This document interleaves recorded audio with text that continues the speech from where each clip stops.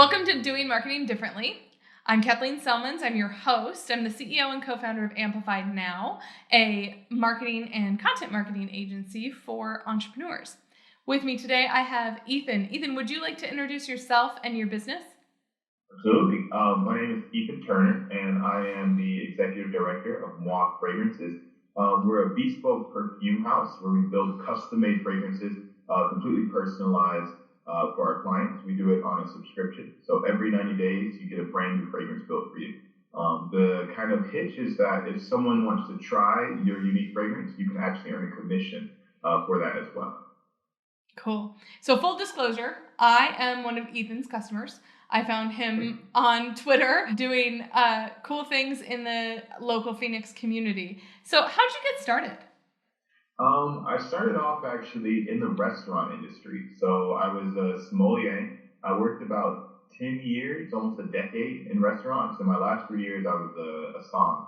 And upon leaving, I was like, I want to keep using my nose, but I don't know how or what's out there, what kind of jobs I can get besides going back and being a sommelier. And when I was looking for my own fragrance, I couldn't find one like anywhere. Like I went into like Nordstrom and I went into like Macy's and all of these different places to try and smell what was out there. And I was like, it's not exactly what I wanted. So I was sitting across from one of my friends and I was like, you know what? I'm just going to build it myself. And he goes, wait. If you build a fragrance for yourself, would you build one for me too? I'll pay you for it. And immediately I was like, there's business in this. Yeah, that was like a light bulb, like ding. It was definitely one of those ding moments. Like I was like, the entrepreneur in me just lit up, and it was okay. So from that point forward, I started ordering materials, and it's been a quick but fun journey since. Cool. So when did you get started? Was this a pandemic? During the pandemic? Before? After? Or we're not to after. Will there ever be an after? Yeah, it was in a weird time. So it was November of last year. So we're coming up on a year. It's literally like almost a year on the dot. I think I had the conversation about wanting to possibly build a fragrance around last year, around the same time last year. I remember it was like I had just finished up Halloween and we were like, I was looking because I figured, these sales are going to be going on pretty soon. That was probably a great time to go looking for the fragrance so I can end up purchasing it for like Black Friday or something. So it was around last year, so almost a year ago on the dot. So did you ever find your signature scent, or have you fallen so far into the rabbit hole that there's no way you could have like one scent for you? I'm definitely in the rabbit hole. I have a baggie. Oh, it's super bright right here. Well, you can't see. There we go. Oh yeah, because you have your background blurred. Yeah, I've got a baggie there. This is only maybe a quarter of all the different fragrances I've built for clients. Built almost 200 at this, or a little bit over 200, sorry, at this point. Cool. And I can definitely not find just one. Going to stores now, I'm like, oh, that smells good. Oh, and that smells good too. Oh, that smells good too. And I'm learning more and more about the reason that the signature scent is popular. It's actually a marketing myth that was created by the LVMH brands and a few other of the larger fashion labels to ensure customer loyalty. So physically and I guess biologically, we're not meant to have a signature scent. If you spray a fragrance on your arm or on your hand, you continue to smell that same fragrance in that same space of your body. Your chemical structure there actually starts to adapt, and so your nose starts to assume that's what your skin smells like. So you end up not smelling different. You end up smelling like your skin versus smelling like the actual fragrance. So we adapt. We're interesting human beings. We adapt very quickly to like the smell that we constantly use. Well, wait, but does that explain why sometimes you can walk into a room and smell one person because they've been wearing the same scent for 10 years or something? Exactly.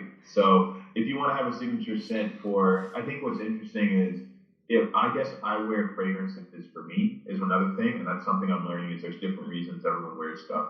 I wear them for me because I like to smell like what I like to smell like. And what I'm learning is there's also a group of people, which is a large group, that wear it for others, whether it's for love or for play or for work or for whatever it may be. That those signature scents are definitely, they do have a place. But what I guess I'm encouraging is for people to have a signature scent for themselves. So hence the name of the company, Moi. So it's a fragrance built for you.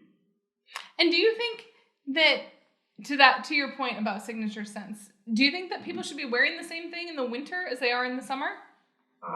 No. No. Next question. Another physiological thing.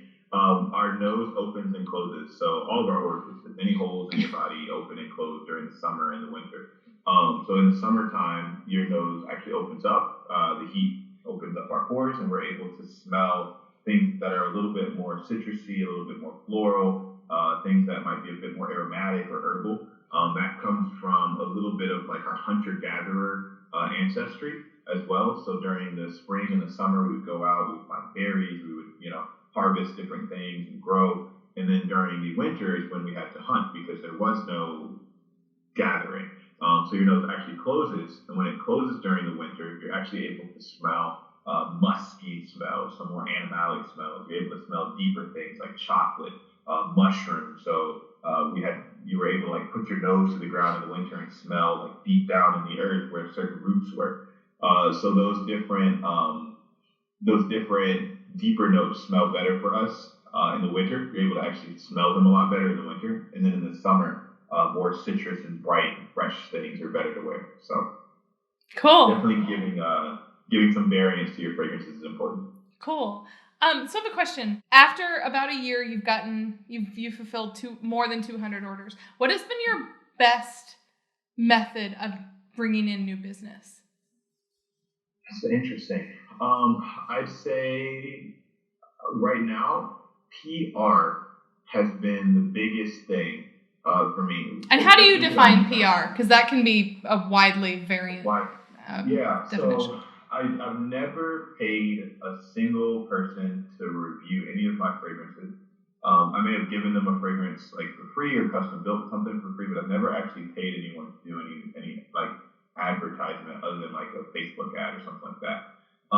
I see PR as a relationship between someone who has influence, whether it's an influencer on social media or it is a journalist writing for a magazine, or it could be even like honestly a friend of mine who just knows a couple other people and goes, "Hey, I love the way that Ethan's fragrances smell. You guys should check it out." So word of mouth is by far what I'm finding it's been most successful. I recently was featured in Ask Men. Right after that article came out, we had about 4 orders to the fragrance. This was actually for a separate client. I built the fragrance line for another company. He had about 4 orders come in right off the bat for his perfume cologne, whichever you like to call it, for his brand right off the bat.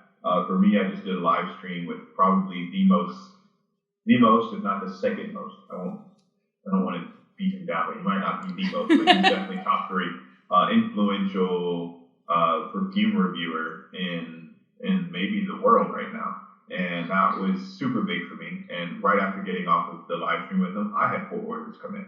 And so I'm finding that meeting with these different reviewers, having different journalists write about things, it builds trust between me and people who are kind of on the edge. There were a lot of people that I called or cold messaged on social media that were like non-responsive, just absolutely no response back, or they were like cold feet. They say, "It sounds interesting. Oh, you want to try it out?" No response. After all the different features and all the different magazines, some of them have come back and said, "Okay, wait, you're the real deal. You're not like a scammer out to take my money. You're actually building these fragrances and people are actually enjoying them. I'd love to try your service." So that's, I think, the biggest sale for me has been, that's what I define PR as, and that's also what's been the biggest sales mechanism for me. Cool. So many of the people that come on this show are digital creators and digital entrepreneurs. You have a physical product. What do you have as like a freebie or an opt-in to get people on your list who maybe aren't quite ready to bite yet? Yes. So I offer free consultations, and that allows people to kind of sign up. And I tell them you can design now and pay later. So the goal is to get them to go through the process of enjoying, like on my website, there's this builder where I guess like a survey that asks different questions about what you may like or what you've worn before.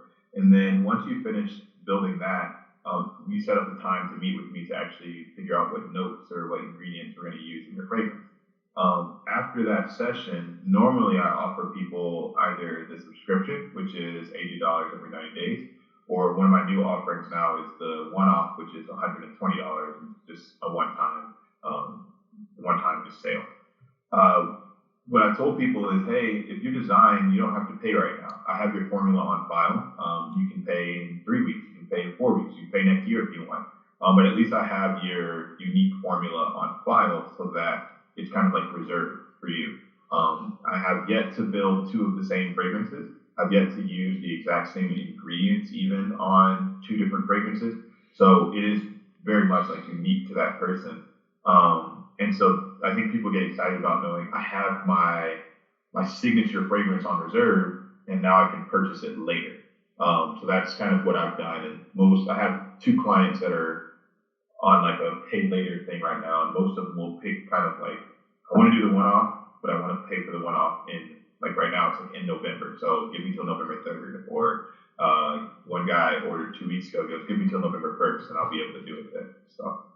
Cool. That's really cool. So how can, if people are interested in this, because to me, Bespoke is so exciting, and usually Bespoke means really, really expensive. So when I learned about you, I immediately signed up. I thought, well, Bespoke and a price point that in the perfume world is pretty reasonable. How do people find out more about you?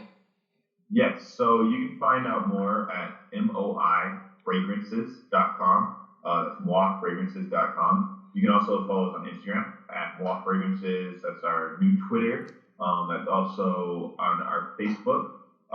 LinkedIn, it's under Maison Ethan Turner, which is the full fashion label that everything's kind of encapsulated in. And then we have a TikTok now. And it's it's a bit of like a personal TikTok, but also like the brand. It's a chance for me to kind of let people see Ethan for Ethan, which I really enjoy versus just all the stuff that I do for the perfumery world. I do little comedy things, and it's actually becoming a funner part. I never thought I'd like TikTok, but it's Passionate Perfumer. Perfect. You can find me on TikTok, Adam. Awesome. So we'll link to that however people are watching this. If you're watching this on the website, there's links below. If you're watching on YouTube, there's also links in the description. Thank you so much, Ethan. It was really lovely to chat with you. And I wish you all the best. Thank you, Kathleen.